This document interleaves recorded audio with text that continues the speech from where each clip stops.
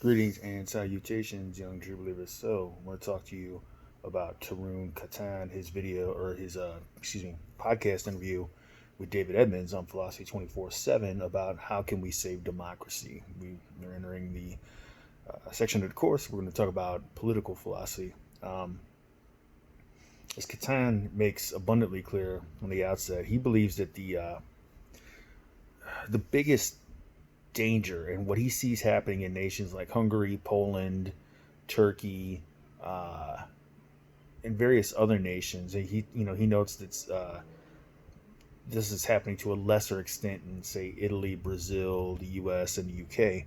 But regardless, right, the number one way in which democracy is eroded or chipped away at is by executive overreach of power. Um, and he notes it's the role of the courts. He doesn't think that, contra popular belief, he doesn't think it's primarily the courts that hold this responsibility. It's actually a combination of things. So he talks about uh, the courts, the judicial branch, the legislative branch is holding this responsibility. He also talks about what he calls the fourth estate in government, and that's these non-elected positions that provide oversight, right? So, ombudsman, things like the various institutions that enforce regulations, right? That serve as to protect whistleblowers, right? These are extremely important, right? And these are generally non-elected positions. He thinks it's actually a good thing that they're not elected because this protects them from partisan politics to a certain extent. Um, so these institutions, right? These institutions of public appeal, you might call them, right? Where uh, they're bureaucratic, but they're there to put a check on executive power. Now, Catan does talk a little bit about these other aspects, but I would argue that there's actually a fifth and a sixth institution that are extremely important. We see both under attack in this nation. Um, that's journalism and academia. Journalism in this country, the attacks on it have really been ramped up since 1988. And what happened in 1988? Well, there used to be a federal law that prohibited radio stations and television stations from being partisan. In other words, if you gave an hour or 2 hours to conservative views on your station, you had to give an hour or 2 hours to liberal or progressive views, right? And vice versa, right? It was a way of balancing things out. In 1988, this isn't much talked about in discussions of political crises in this nation. In 1988, that law was repealed, and you start to get these hyper partisan radio shows and eventually television networks, cable television networks. That's problematic, right? Journalists have to hold themselves to a higher standard. There needs to be a re-emphasis from the people and from journalists themselves on journalistic ethics and integrity, right? Don't chase ratings. Your job is far more important than chase ratings. You are one of the aspects or the institutions in a democracy to keep a check on executive overreach of power. Academia.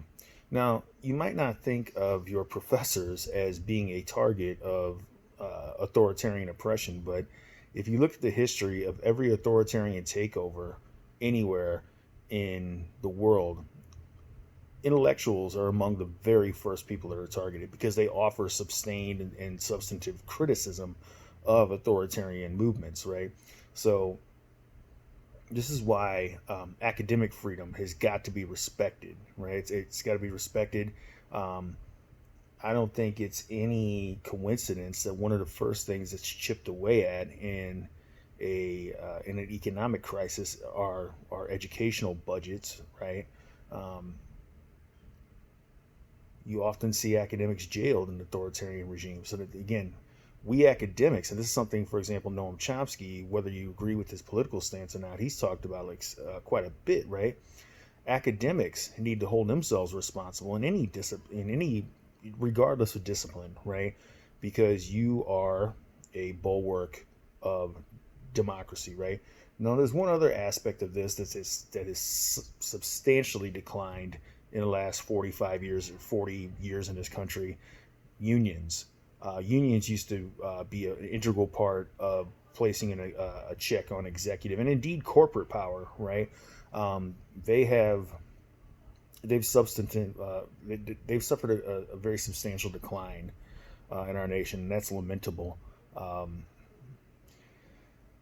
but the point stands, and I think Khaitan is absolutely right. It's this executive overreach, and he points out, right, authoritarian leaders now know they don't have to be overt in order to undermine a democracy. It's no longer necessary for them to call out tanks and have soldiers marching in the streets. They can do it in a very subtle, in a very piecemeal and gradual manner, right? They can they can limit free speech in various ways.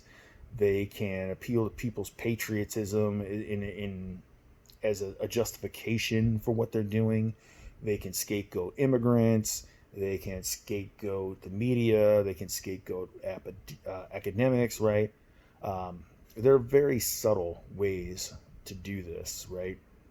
And it's no longer the case that uh, authoritarian leaders need overt displays of military power to undermine democracy, right? And that's why, again, uh, there's a video in this module about why Plato and Socrates hated democracy, and it's because too often the people allow themselves to be swayed by rhetoric, right, by the emotional aspects of language.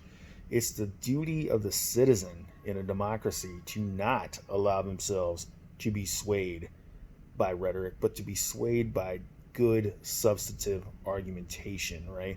And that's not easy, because that means you have to be informed. You have to do your due diligence and research the issues to make sure that you're not just listening to someone tell you what you want to hear, right? uh, in a democracy, it's not always pleasant, and people do have legitimate gripes within a democracy. But rest assured, if you're suffering economic woes, that's not down to immigrants taking jobs.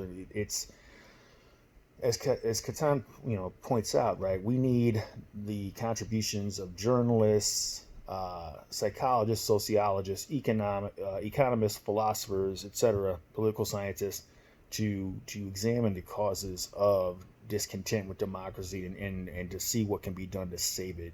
But after all, that is the name of the game here. We want to save democracy. We want to slow and stop, and then eventually reverse this unfortunate slide into authoritarianism that we see taking place in large parts of the world.